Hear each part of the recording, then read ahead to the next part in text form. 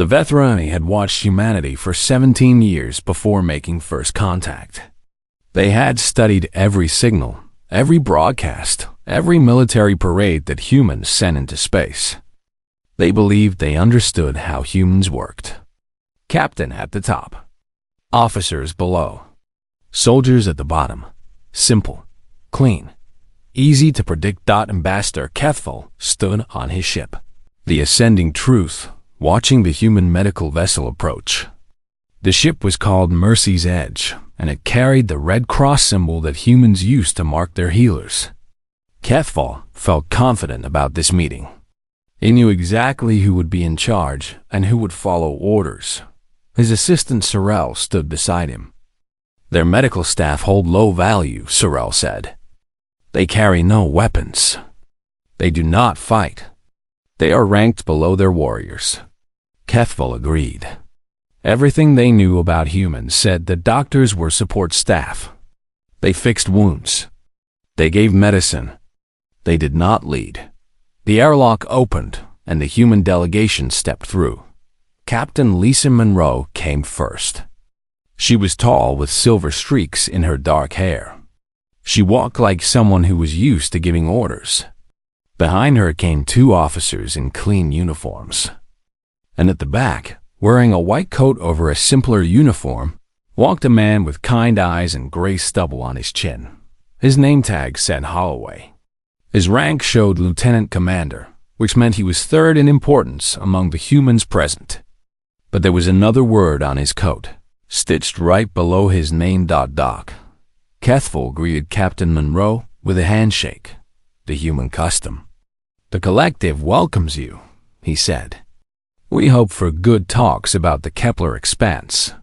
Everything seemed normal. Everything matched what the Vethrani expected. The junior officers stood behind their captain. The doctor stayed quiet. Proper hierarchy. Proper order. Then they started walking toward the meeting room. Captain Monroe was explaining something about their journey when she stumbled slightly. She caught herself on the wall. It was a small thing, barely worth noticing, but Lieutenant Commander Holloway noticed. He stepped forward immediately. His hand reached for the captain's arm. His eyes studied her face with sharp attention. Lisa, you skipped breakfast again, didn't you? Kethful froze. The doctor had just called his captain by her first name. He had just questioned her behavior. He had just spoken to her like a parent scolding a child. Captain Monroe, commander of an armed military vessel, lowered her eyes. I was reviewing the maps, Doc. Lost track of time. Sit down, Holloway said. It was not a request. It was not a suggestion. He simply pointed at a nearby bench and gave the order. And Captain Lisa Monroe sat down. Kethful's antennae twitched with confusion. He looked at Sorrel. Sorrel's mouth hung open in shock. They were watching something impossible. Lieutenant Patricia Wells was already digging through a small bag. She pulled out food and a drink container. She handed them to Holloway, not to the captain. And Holloway passed them to Captain Monroe, with a look that said he would be watching to make sure she ate. Eat, all of it. We'll wait. The captain did not argue. She did not remind him that she outranked him. She just unwrapped the food and started eating while her subordinate stood over her like a strict parent. Sorry about the delay, Lieutenant Wells said to the Vethrani. Doc gets cranky when people skip meals. He does this to everyone. Sorrel could not stay silent. He commands your captain? Wells smiled in a knowing way. Doc doesn't command anyone, technically. But when Doc tells you to do something about your health, you do it. That's just how it works. Kethful tried to understand. Holloway was clearly lower in rank. He carried no weapons. His job was healing, not fighting or leading. Yet he had just given a direct order to his superior officer. And she had obeyed without question. Nothing in 17 years of study had prepared them for this. The negotiations began that afternoon. Captain Monroe proved to be a skilled speaker. She argued well for humanity's position. She made smart counteroffers. She was clearly in charge of the talks, but Kethful kept watching Holloway. The doctor said little during the formal meetings. He sat behind Captain Monroe, reading documents on a small tablet, making notes. He looked like a proper subordinate, doing proper subordinate work. Then came the break for refreshments. Kethful had cameras watching the humans in what they thought was private. Standard diplomatic practice. What he saw confused him even more. Lieutenant Kevin Park, a young communications officer, was rubbing his head and squinting against the light. He seemed to have a headache. Doc noticed. He always noticed. Kevin, come here. The lieutenant obeyed immediately. He walked to where Holloway sat. The older man made him sit down, then pulled a small light from his pocket and shined it in each of Park's eyes. He asked quiet questions. He pressed his fingers against the young man's neck. Captain Monroe watched all of this. She said nothing. She did not tell her subordinate to get back to work. She did not remind anyone about their schedule. She simply waited. Dehydration, Doc announced. The Vethrani air is too dry for you. Drink 2 liters before the next meeting and eat something salty. He turned to Captain Monroe. Lisa, tell the Vethrani we need more humidity in our rooms.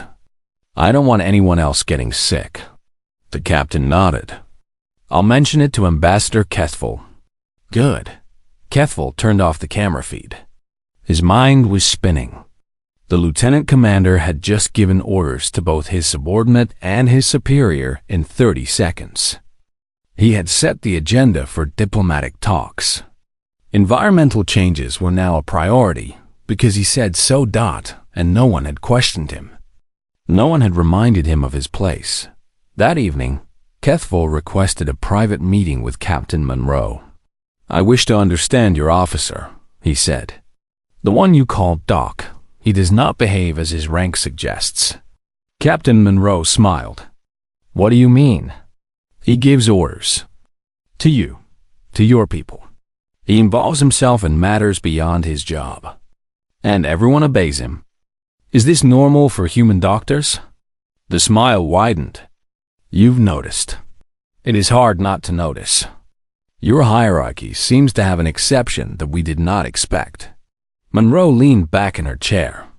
Doc Holloway has been serving on ships for 32 years. He's delivered babies in war zones. He's held dying soldiers together with his bare hands. He's told admirals to cancel missions because the crew was too tired to fight safely. And every single time, people listened. Why? Because he's always right. She said it like she was saying water is wet. Not about everything, but about people. About what they need. About when they're pushing too hard. About when something is wrong that they haven't noticed yet. He's always right. 32 years of being right about things that matter. That builds a kind of authority that doesn't show up on any uniform. Kethful sat in silence, trying to fit this information into his understanding of human society. They had studied ranks and chains of command. They had never studied trust. Get some sleep, Ambassador, Monroe said as she stood to leave. You look tired. Doc has probably already noticed, and I'd rather he didn't give you the lecture. It's embarrassing for everyone. She left Kethful alone with his confusion. Somewhere on this ship was a man who held no command position, who carried no weapon, whose rank placed him third among 4 humans. And somehow, he was the one everyone listened to. The Vethrani had thought they understood human hierarchy. They were only beginning to learn how wrong they had been. The second day of talks brought more confusion for Ambassador Kethful. He watched the humans closely now. Every small moment. Every quiet interaction. He was trying to understand the strange power that Lieutenant Commander Holloway carried without any official rank to support it. The morning session dealt with mining rights in the Kepler expanse. Captain Monroe argued humanity's position well. She had facts and figures ready. She knew when to push and when to give ground. She was clearly a skilled diplomat, but even during these formal talks, HFY noticed things. When Monroe reached for her water glass, Doc glanced at it. When she shifted in her seat, rubbing her lower back, Doc made a small note on his tablet. When she yawned during a long speech from the Vethrani trade minister, Doc caught her eye and raised an eyebrow. He was watching her. Not like a subordinate watches a commander. Like a guardian watches someone in their care, and Monroe knew it. Several times, HFY saw her sit up straighter or take a drink of water right after Doc looked at her. She was responding to his silent observations without him saying a word. During the midday break, a young Vethrani diplomat named Corell made a mistake. He proposed terms that had already been rejected the day before. It was a small error, the kind that young diplomats make when they are tired or nervous. HFY felt he needed to correct this publicly. Showing weakness in negotiations was dangerous. "Your colleague seems unfamiliar with our discussions," he said to Captain Monroe. "Perhaps you need someone more experienced." He expected Monroe to either defend Corell or sacrifice him. Both responses would tell him something useful. What he did not expect was for Lieutenant Commander Holloway to speak. "Ambassador, with respect, your delegate looks like he hasn't slept in 3 days." Doc's voice was calm and direct. "Fatigue hurts memory and thinking. If your people are working your junior staff until they collapse, you're going to see more mistakes like this. That's biology, not incompetence." HFY went stiff. The human had just accused him of mismanaging his own people.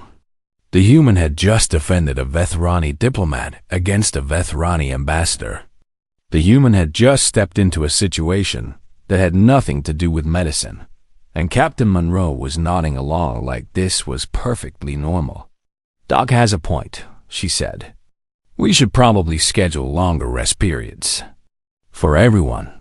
Within an hour, the entire negotiation schedule had been changed. Not because the captain ordered it, not because HFY agreed to it strategically, but because the human called Doc had said it was necessary for health reasons.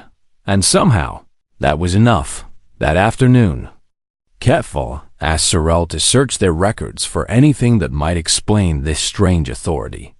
"I found references in human cultural archives," Sorrel reported. "They use the title Doc as an informal name for medical staff, especially in military settings. It seems to carry meaning beyond just rank." "What meaning?" "Deep respect. A form of trust that goes above normal hierarchy. There is a human phrase, doctor's orders, that appears often. It seems to give medical staff temporary power that even commanding officers will not question. How can this work within their chain of command? If any subordinate could claim special authority, their military would fall apart." "Perhaps it is limited only to medical staff," Sorrel suggested. "Their healers may be a protected class, exempt from normal rules." But this explanation did not match what HFY was seeing. Holloway was not simply protecting himself from orders he did not like. He was actively directing everyone around him. And they were all doing what he said. The third session that day revealed even more. Lieutenant Patricia Wells had been working since early morning, coordinating communications between the two delegations. She was good at her job, but she was also clearly exhausted. Dark circles under her eyes. Slow responses. The kind of tiredness that builds up over days. Doc noticed. He always noticed. During a brief pause in talks, he walked over to where Wells sat at her communication station. He did not ask permission from Captain Monroe. He simply went. "Patricia, when did you last sleep more than 4 hours?" Wells looked up, guilty. "I've been busy, Doc. There's a lot to coordinate." "That wasn't my question." His voice was gentle but firm. "When?" She sighed. 3 days ago. Maybe 4. Doc turned to Captain Monroe, who was watching from across the room. "Lisa, I need Patricia off duty for the next 12 hours. Full rest, No interruptions. It was not a request. It was not a suggestion. It was a medical instruction delivered as a simple fact. Captain Monroe nodded without hesitation. Kevin can cover communications. Patricia, go get some sleep. But the afternoon session, well started, will happen without you, Doc said. Your brain is running on empty. You're going to start making mistakes that could hurt the negotiations. Sleep now, work later. Walls looked like she wanted to argue. Then she looked at Doc's face and decided against it. She gathered her things and left for her quarters. Kethel watched all of this with growing amazement. A lieutenant had just been relieved of duty during important diplomatic talks. Not because she had done anything wrong. Not because she had disobeyed orders. But because the doctor had decided she needed rest, and everyone had simply accepted it. After the session ended, Kethel found himself walking beside Holloway in the corridor. The doctor moved slowly, checking something on his tablet, and Kethel matched his pace. Your authority confuses me, the ambassador said directly. You hold the third rank among your delegation. Yet, you give orders to your captain. You remove officers from duty. You change schedules. How is this permitted? Doc looked up from his tablet. His eyes were tired but kind. I don't give orders, Ambassador. I give advice. People choose to follow it. That is not what I observed. You told your captain to sit and eat. She obeyed. You told Lieutenant Wells to sleep. She obeyed. These were orders, not advice. They were medical instructions. There's a difference. What difference? Holloway was quiet for a moment, considering his answer. When I tell someone to eat or sleep or slow down, I'm not trying to control them. I'm trying to keep them healthy. Everyone knows that. They know I don't have any interest in power or politics. I just want people to be okay. He paused.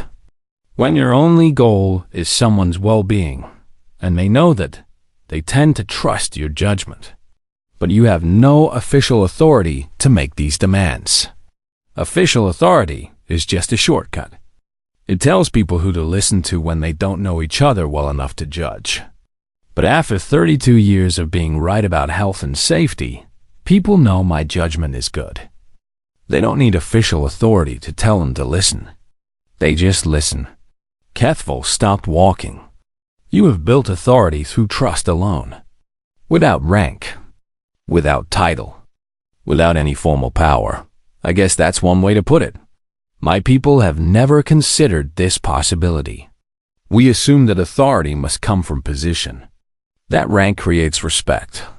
Doc smiled, and there was something sad in it. Rank can demand obedience, but it can't demand trust. Trust has to be earned. Every day. Every interaction. Every time you prove that you care about people and you know what you're doing. He started walking again. That's the only authority that really matters, Ambassador. The kind people give you because they want to, not because they have to. Kethel stood alone in the corridor for a long time after Doc walked away. He was beginning to understand that the Vethrani had missed something important in their study of humanity. They had counted ranks and analyzed hierarchies. They had mapped chains of command and predicted patterns of obedience. But they had never accounted for trust. And trust, he was learning, could override everything else. The crisis came on the morning of the third day. A distress call reached both ships at the same time. A Vethrani mining colony in the outer system was in trouble. Toxic gases were flooding the lower levels. People were dying. They needed help immediately. Kethel felt the cold grip of politics close around the situation. The mining colony was in disputed territory, the same region they were negotiating about. If only Vethrani ships responded, it would strengthen their territorial claims.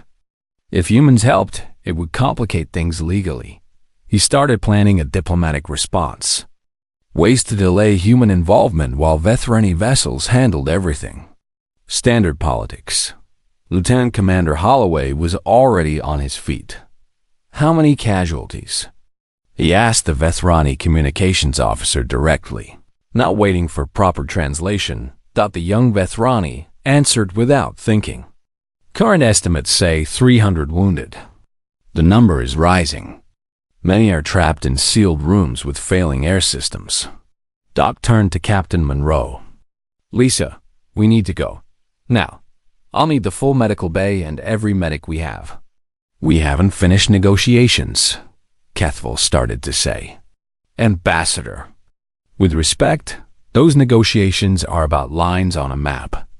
Holloway's voice was steady, but there was iron underneath. Those can wait. People dying in sealed rooms cannot. You can argue about who owns the ground while we're pulling survivors out of it. Kethville felt his authority slipping away. This was his mission, his diplomatic process, his decision to make. Yet the human was speaking as if the matter was already decided. Captain Monroe was watching him. She had not ordered anything. She had not overruled him. She was simply waiting to see what he would do. The situation is complex, he tried again. There are protocols. There are people dying. Doc cut him off. It was not rude. It was simply the kind of statement that closed all other arguments. I'm a doctor. That's what I do. Fix people who are dying. Everything else is paperwork. He was already moving toward the airlock. The rest of the human delegation moved with him. Lieutenant Wells was on her communicator, sending orders to the Mercy's Edge. Lieutenant Park was pulling up navigation data. Captain Monroe fell into step beside her people, coordinating without ever actually giving a direct order. And Kethville found himself following Dot. It was absurd. He was the ambassador of the Vethrani Collective. He had authority over this diplomatic mission. He had superior rank, superior resources, superior everything. But the human doctor had decided they were going to save lives, and that decision had bent reality around it. The trip to the mining colony took 2 hours. During that time, Kethville watched something remarkable happen. Doc. Holloway transformed. The quiet figure from the negotiating table became something else entirely. He became a center of gravity that everything else orbited around. He stood at the main display in the medical bay, studying maps of the mining colony, marking triage zones and evacuation routes. He was not giving orders in the traditional sense. He was thinking out loud, and people arranged themselves around his thoughts. Main breach is in Sector 7. That's where the worst gas exposure will be. We need breathing equipment there. He pointed at the display. Patricia, can your team handle that? Lieutenant Wells nodded. I'll take 4 medics and the portable air filters. Kevin, what's the building strength in Sector 12? I'm seeing cracks on the display. Lieutenant Park checked his readings. It's damaged. Risk of collapse. Then we don't send people in there. We get the survivors to the edge and pull them across. Set up a relay line at Sector 11. He turned to look at the Vethrani who had come along. 3 medical workers and Sorrel, who had insisted on joining as an observer. Your people know the layout better than we do. I need someone who can guide us through the lower levels. It was not a request. It was an assignment, given with the expectation of obedience. Sorrel found himself volunteering before he knew. He had decided to. The rescue operation lasted 11 hours. Kethville watched from the colony's command center as the human doctor directed everything. He did not raise his voice. He did not threaten. He did not talk about authority or rank or protocol. He simply moved through the crisis like water flowing downhill, finding the easiest path and pulling everyone along with him. When a Vethrani rescue team leader insisted his people should handle a certain area alone, Doc listened carefully. Then he explained why working together would be faster. He pointed out risks the Vethrani leader had not considered. He asked, not ordered, if the leader would try it his way. The Vethrani leader agreed, not because he was commanded, because he was convinced, and in the process, he felt that his concerns had been heard and respected. When a young human medic panicked during a secondary collapse, Doc was there immediately. He put his hands on the young man's shoulders, spoke to him quietly, and somehow turned terror into focused action within 30 seconds. When Captain Monroe pushed herself too hard coordinating evacuation shuttles and nearly collapsed from exhaustion, Doc ordered her to rest. She protested. He ignored the protest. He told Lieutenant Park to take over her duties and walked her physically to a quiet corner where she could sleep. She went without further argument. A captain, ordered to bed by a lieutenant commander in front of aliens and her own crew. And no one thought it was strange. By the end of the operation, 273 Vethrani colonists had been saved. The others had died before anyone arrived, victims of the initial breach. But nearly everyone who could have been saved was saved. Doc Holloway sat in the corner of the makeshift medical station, drinking water and staring at the floor. He looked exhausted in a way that went deeper than just physical tiredness. Kethful approached him carefully. "You commanded this operation." Doc looked up. His eyes were red, and there was an ancient weariness in them. "I helped coordinate it." "There's a difference." "No, you commanded it. I watched. Everyone, human and Vethrani, did what you told them. You led this rescue." The human doctor was quiet for a long moment. "I just tried to make sure people didn't die. That's my job. Everything else was just people being smart enough to listen to someone who knew what he was looking at. You gave orders to your captain. To my people. You moved resources and personnel. You made decisions about where to send limited help. That is command. That's medicine." Doc finished his water and set the container aside. When someone is bleeding out, you don't stop to ask about rank. You just do what needs to be done. Everyone understands that. Everyone respects it. And when the emergency is big enough, everything becomes medicine. Kethful sat down beside him, giving up all pretense of diplomatic distance. "We did not understand this about your species. We thought we knew your hierarchy, your ranks, your chain of command. We thought we could predict how you would respond based on who held which position. How's that working out for you?" "Poorly." The ambassador's antennae drooped in something like tired humor. "Your captain obeys her subordinate. Your junior officers take orders from a man who holds no command position. Your entire military structure bends around people who have no formal authority to bend it." Doc smiled, tired but genuine. Formal authority is just a shortcut. It works when you need quick decisions and clear responsibility. But real authority, the kind that makes people actually want to do what you suggest, that comes from trust, from skill, from proving over and over again that you know what you're doing and that you care about the people you're doing it with. And you have proven this. 32 years of trying not to let people die. It adds up. Kethful looked at the exhausted human beside him. This man had no army, no weapons, no political power. Yet he had just directed a rescue operation involving 2 species, had given orders to ambassadors and captains alike, and had been obeyed by everyone. Because everyone trusted him. Because everyone knew that when Doc spoke, he spoke from knowledge and care, not from desire for power. The Vethrani had built their civilization on formal hierarchy. Rank created authority. Position created power. They had eliminated all ambiguity, all exceptions, all shadow authority. And in doing so, Kethful realized they had lost something important. They had lost the ability to follow someone simply because that person deserved to be followed. They had forgotten that the deepest authority was not given by titles, but earned by actions. Looking at the tired human doctor who had just saved 273 Vethrani lives, Kethvil began to understand what his people had forgotten, and he wondered if it was too late to remember. The negotiations ended on the sixth day. The territorial boundaries were set. The resource rights were divided. The navigation routes were defined. It was a fair agreement. Both sides had given things up.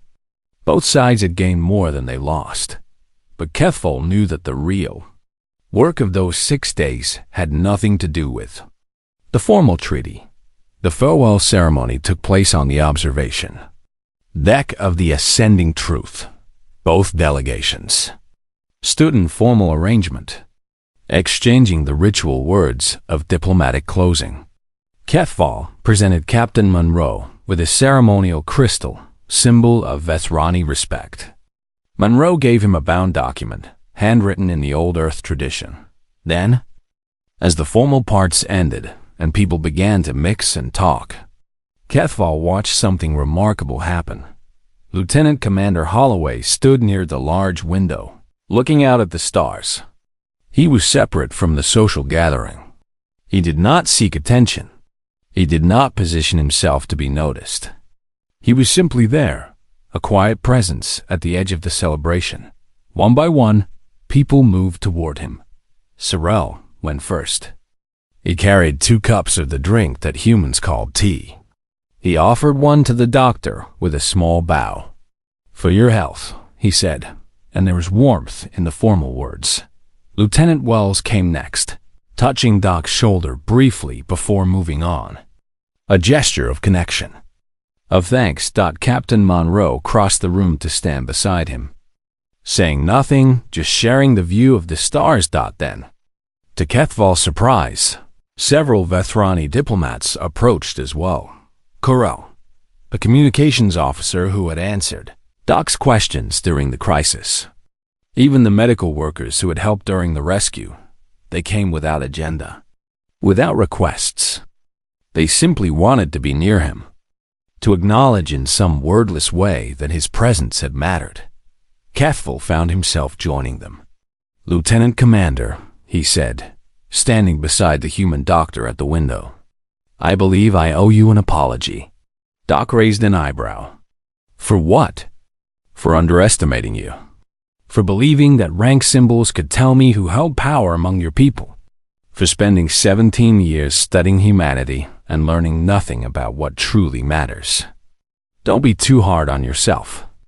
We confuse even ourselves. Perhaps. But you have taught me something important. Something that many in the galaxy have failed to understand." Kethvil turned to face him directly. "Hierarchy is a tool. Authority is a shortcut. But leadership, true leadership, comes from earning the right to lead. From proving through action and attention and care that you are worthy of trust." That's a lot to learn from one medical rescue. It is not one rescue. It is 32 years, compressed into 6 days. I have watched you, Lieutenant Commander. I have seen how you move through the world. And I have recognized something my people forgot long ago. He paused, choosing his words carefully. We built our civilization believing that rank creates respect, that formal authority makes obedience, that if we designed our hierarchies correctly, leadership would emerge automatically from the structure. And we were wrong. Rank does not create respect. Respect creates authority. And the deepest authority, the kind that makes people follow not because they must, but because they want to, that can only be earned. Through skill, through consistency, through genuine care for those you lead. Doc was quiet for a moment. That's a big change in thinking for a galactic civilization. It is. And I do not know if my people will accept it. Change is hard. Comfortable beliefs resist challenge. Kethvil's antennae rose with something like determination. But I will remember. I will remember what I learned here.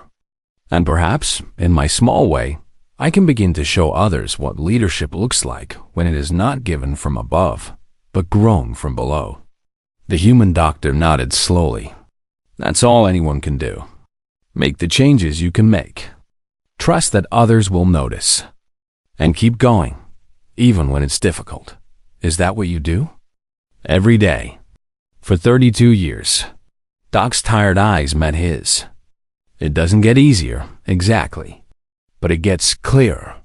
You stop worrying about whether you have the right to do what you're doing. You just do it because it needs to be done, and because you know how to do it. Kethvil extended his hand in the human gesture of respect. Doc took it, and they stood for a moment in the quiet understanding of two beings who had each, in their own way, learned what it meant to lead. Around them, the gathering continued. Humans and Vethrani talked, laughed, shared stories of the rescue and the negotiations. Barriers that had seemed impossible to cross 6 days ago were dissolving in the simple magic of shared experience, and at the center of it all, noticed by those who knew how to see, stood a man with no command authority, no formal power, no rank that could force obedience. A man who had led by caring, who had commanded by knowing, who had earned the loyalty of those around him through the patient building of trust. The Vethrani had thought. They knew human ranks. They had studied symbols, analyzed chains of command, mapped organizational structures with precision. They had believed that understanding the formal hierarchy meant understanding how humans worked. They had been wrong, because the most powerful rank in human society carried no symbols at all. It was simply a word, spoken with respect by those who had learned to trust the one who carried it. And in that simple title was contained everything the Vethrani had failed to understand. Leadership was not a position, but a relationship. Not a privilege, but a responsibility. Not something demanded, but something earned. The negotiations were complete. The treaty was signed. The delegations would return to their peoples with documents and agreements and formal promises. But Kethvil would return with something more valuable. He would return with a lesson that could not be taught, only shown. A truth that could not be explained, only witnessed. And perhaps, in time, his people would learn what humans had always known. That the best leaders were those who never asked to lead, who simply stepped forward when others needed them, who earned their authority one moment of trust at a time. The stars moved slowly past the window as the two ships prepared to separate. Kethvil took one last look at the human doctor, who had changed everything he thought he knew about power and command. Doc Holloway caught his eye and smiled that tired, knowing smile. Take care of yourself, Ambassador, and take care of your people. I will, Lieutenant Commander. Kethvil straightened his ceremonial robes and prepared to return to his duties. I believe I am finally learning how. The airlock closed between them. The ships pulled apart. And Ambassador Kethvil of the Vethrani Collective returned to his world carrying a new understanding. Authority was not about rank. Leadership was not about position. Power was not about title. It was about trust. About care. About proving every single day that you deserve to be followed. The humans had a word for people who understood this. A simple word that carried more weight than any rank or medal or formal position. And the galaxy would never look the same. To Kethvil again. The rescue changed everything. Ambassador Kethvil returned to the ascending truth with his mind full of questions. He began reviewing all their information about human society, looking for what they had missed. He found references to similar patterns throughout human history. Doctors who had led during crises. Teachers who commanded respect beyond their official positions. Parents whose authority over their children came from no government or institution. Mentors and elders and experts who shaped events while standing outside the formal structures of power. The Vethrani had an ancient phrase for this: shadow authority. It described people who led without title, who commanded without position, who influenced events while officially holding no power. The Vethrani had removed such confusion from their society long ago. They preferred clear hierarchy. Humans, it seemed, had done the opposite. They had built their hierarchies around islands of shadow authority. They had created space for individuals to lead in ways that no formal structure could contain. The negotiations resumed. But Tefel paid attention to different things now. He noticed how Doc Holloway positioned himself during discussions. Always slightly behind the official decision-makers, but always watching. Always ready to step in if something caught his attention. He noticed how the human delegation changed when Doc entered a room. Not obviously, not dramatically, but there was a subtle relaxation, a sense that whatever happened, someone capable was there to handle anything that might go wrong. And he noticed how his own delegation was starting to respond to this presence. Sorrel, who had worked beside the human doctor during the rescue, was the first to change. He started checking on the other junior diplomats, making sure they were eating properly, asking about their sleep. When Kefval asked about this new behavior, Sorrel seemed almost embarrassed. The human doctor said something to me, he admitted. During the rescue, when I was coordinating the lower-level teams, he said that my job was not just to direct people, but to make sure they were able to be directed. That I needed to pay attention to their condition, not just their tasks. And you found this advice valuable? I found it obvious once he said it, but I had never thought about leadership that way before. We are taught to focus on objectives, on hierarchy, on chains of command. We are not taught to focus on how our subordinates are actually doing. The human approach was spreading through his delegation like a quiet infection. Carell, the junior diplomat who had made the mistake on the second day, was performing better now.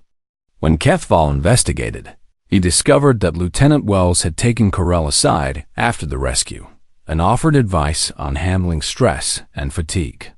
She had learned it from Doc, she explained. Just things to watch for. Ways to take care of yourself when pressure built up. On the fourth day of renewed talks, Kefval made a decision. He requested a private meeting with Lieutenant Commander Holloway. I wish to understand you better, he said directly. Not as a diplomat seeking advantage, but as someone studying something new. You represent something my people have forgotten. I believe it would be valuable to remember. Doc looked at him with those tired, knowing eyes. What do you want to know? How did you become what you are? You said you have served for 32 years. But surely you were not always like this. There must have been a time when you were simply a doctor, following orders rather than giving them. The human was quiet for a long moment. Kefval sensed he was deciding how much to share. I was 24 when I started, he finally said. Fresh out of medical school, assigned to a destroyer running patrols in the outer colonies. Young, eager, convinced that my job was to fix broken bodies and nothing else. What changed? A captain named Ellen Chu, brilliant fighter, terrible at taking care of herself. She would run training drills until she collapsed, skip meals to review combat plans, push her crew until they made mistakes from exhaustion. Doc's voice was soft with memory. I watched her burn out 3 crews in 2 years. Good people, talented people. They transferred away because they couldn't keep up with the pace she demanded. You tried to stop this? I tried. I was a lieutenant junior grade. She was a commander. When I suggested she was pushing too hard, she reminded me of my rank and told me to stay in my place. He paused. 2 months later, we got caught in an ambush. Bad information. Worse luck. The crew had been running on empty for weeks, and it showed. Responses were slow. Coordination was sloppy. We lost 37 people before we could escape. Kefval said nothing. He understood the weight of such memories. Ellen never forgave herself. She retired 6 months later, broken in ways that had nothing to do with physical wounds. Doc's hands clasped together. I promised myself I would never let that happen again. Never watch another crew destroy themselves because no one was paying attention to what they needed. Never let another captain burn out because no one had the courage to tell her to stop. So you took authority for yourself. I earned it. One conversation at a time. One moment at a time. Watching. Noticing. Speaking up when it mattered. After a while, people started to trust that when I said something, it was because I had seen something real. And once that trust was built, he spread his hands. Authority follows trust, not the other way around, and your superiors allowed this. The smart ones encouraged it. They understood they couldn't watch everything. They couldn't know everything. They needed people around them who would tell them the truth, even when the truth was uncomfortable. He smiled. The less smart ones transferred me to different ships. But I just started over, built the same relationships, earned the same trust. Eventually, my reputation came before me, and even the difficult commanders knew what they were getting. Cathful considered this for a long time. You have created a position that does not exist, a rank that carries no symbols. You have made yourself essential by becoming the person everyone trusts to tell them when they are wrong. I guess that's one way to describe it. It is remarkable.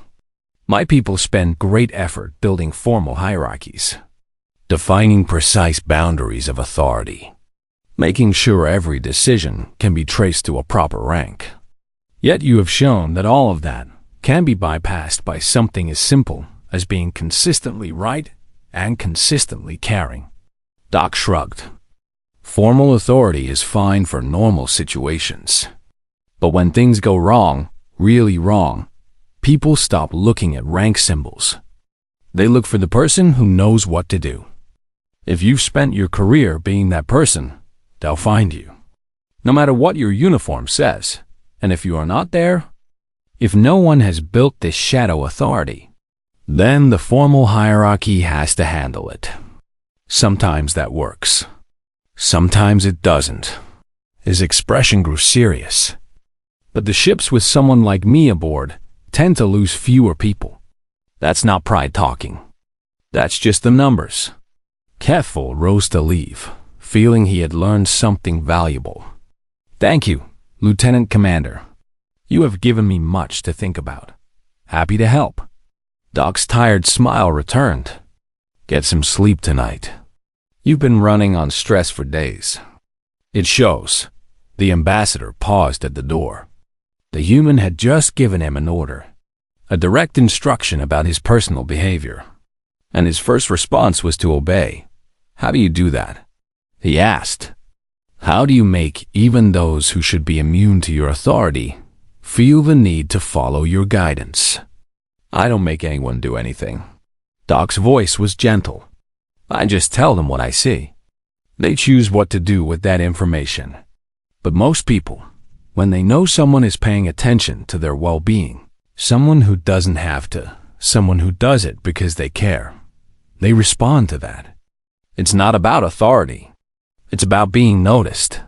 Keffel nodded slowly. You see people, truly see them, and they are grateful to be seen. Something like that. The ambassador returned to his quarters. He passed Sherelle in the corridor. The young Vethrani looked up with a mix of tiredness and determination. Have you eaten today?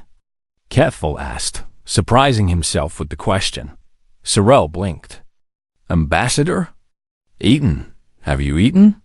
You have been working long hours. Meals are important. I was going to eat after finishing the territorial analysis. Eat now. The analysis can wait 30 minutes. Your work will be better if you take care of yourself first. Sorel's expression moved through confusion, surprise, and finally something warm. Yes, Ambassador. I will eat now. Cathval continued walking, amazed by his own words.